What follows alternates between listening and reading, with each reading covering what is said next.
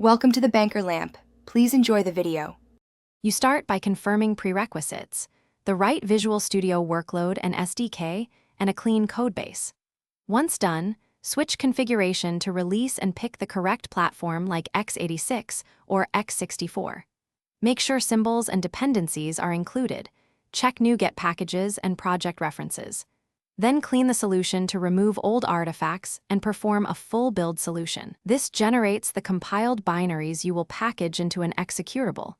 Do not skip cleaning, because stale files can break the final exe. Now refine project settings and packaging choices so the exe behaves as expected. Change output type to Windows or console application. That determines subsystem behavior. For net, set target framework and, if needed, runtime identifier to produce self-contained output.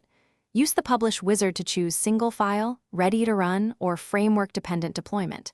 If native C++ build, include manifests and resource linking. Once configured, run publish or use ms build with deployment flags to produce the distributable exe and support files. Finish by validating the executable on the target environment. Run it, check logs, and verify dependent DLLs load correctly.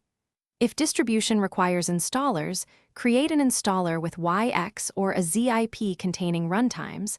Code sign the exe for trust. Once done, run smoke tests and edge case scenarios. If something fails, a common culprit is a missing runtime. Install the Visual C++ redistributable or republish as self-contained. Keep a copy of build logs and incremental changes for quick rollback. Thanks for watching. If this was helpful, leave a like and consider subscribing. See you next time.